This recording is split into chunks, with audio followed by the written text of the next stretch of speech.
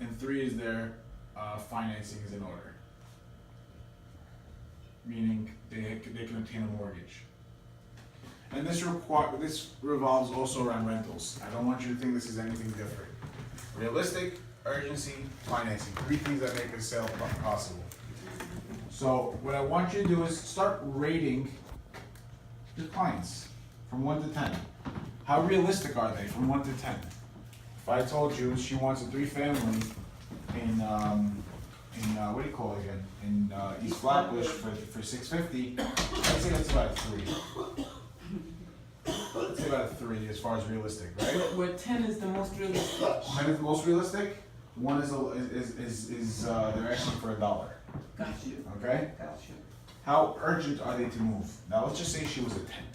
Let's just say this person was a 10 in urgency. She needed to be out.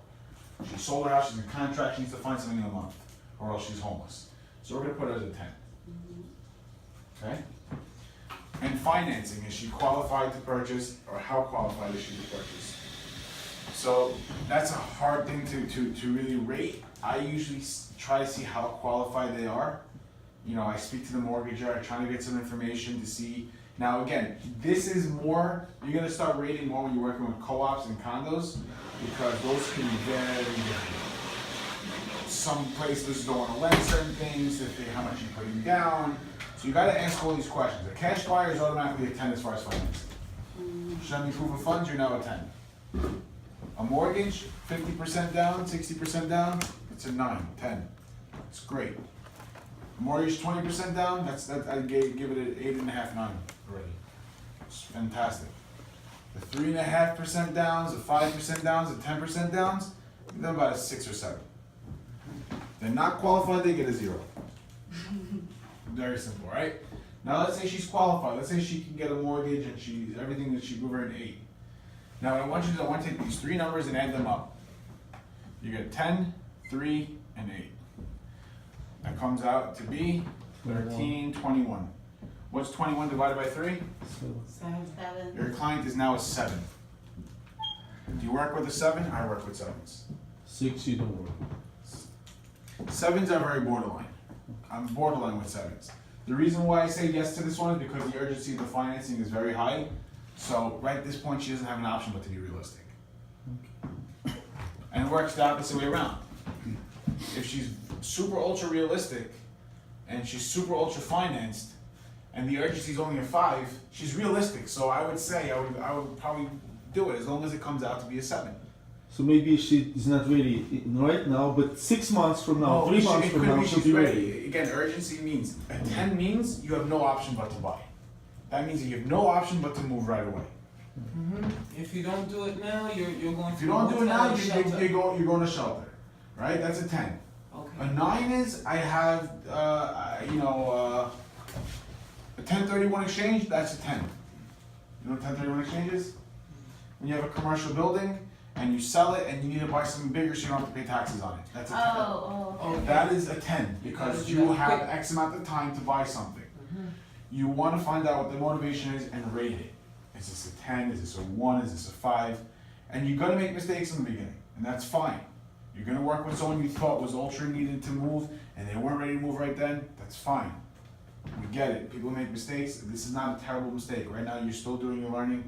You can make mistakes. Don't feel bad. I make mistakes. Everyone makes mistakes. We're allowed to. We're human. That's why we're human. Okay? But get a feel for it. And as you keep, progressing, keep learning how to rate better. Now, when you learn how to rate better and you learn how to figure these things out, and you can put them on the dot, you know who to invest your time into. Right? So now we're going to go through the consultation to see how we figure out who's a 10 and who's a 1. When you get to the 7, anybody less than 7, how do you not work with them but not completely shut the door? Because like what he's saying, maybe 3 months from now they could have a higher rating. So you want to be able to pick up the phone and call them back. So what I do is I put them in as a future client in my system. And then I do is those people, I have a system that if you're an A client, B client, or a C client. A clients get a call once a week, minimum. Every Friday I call my A clients. That means that they're 8 or above.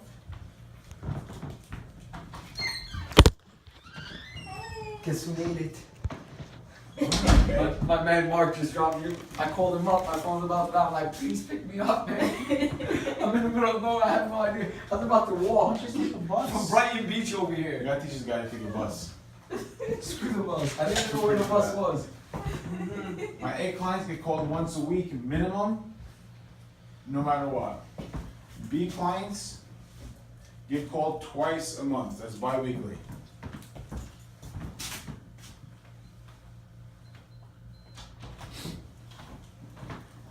And then my C clients get called once a month. So I'm still keeping in contact with them. And you know how I do it? I politely tell them like this. I say, you know what? I want to make sure you get the right home. So what I'm going to do is until we're ready to really go ahead and purchase something, I'm going to keep you updated with the market. I'm going to let you know what's going on. I'm going to call you up, follow up with you, see how you're doing, see how your family's doing. And then I'm also going to give you some information about what's happening, what's sold, what came on the market, what left the market, what's expiring, what's withdrawn, where are rates going higher, where is prices better. I'm going to keep you updated on all of that. So that's what I tell them. That's how I keep them in my loop without disregarding them and making them feel like crap. Tell them what I'm going to do for them, and I tell them the process. If you explain to someone the process, they understand. If you don't explain to them the process, they think you're expecting them to walk down a line and they don't know where it leads. Explain to them where they're going.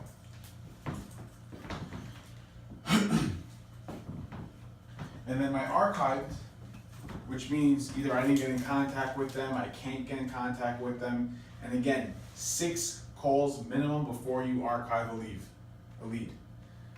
The average business takes 44 hours to get into contact with a lead. You know when you have the best response? In 5 minutes. You go down 1,000% every 5 minutes you wait of getting in contact with that person. I got a client from that meeting. Great, we'll talk about it soon. 5 minutes is when you have to get in contact with them. You want to get in contact with them as fast as possible. Most places give up after 1.5 phone calls. The 90% chances of you getting in touch with someone is actually on the 6th phone call. It's 40% on the first phone call you'll get in touch with them, 90% on the 6th phone call that you'll get in touch with them. People give up way too soon. So you gotta make sure you're getting in contact with these people as soon as possible. You're up there, they're, you know what, making sure that they get in contact with you, they speak to you and they understand what's happening, then you can go ahead and qualify them. Now, so if they're archived, we do once a quarter. And also, subscribe them to some kind of an email thing that you can do if you can. I don't know who has what kind of accounts, if you have anything that you can set up an automated email.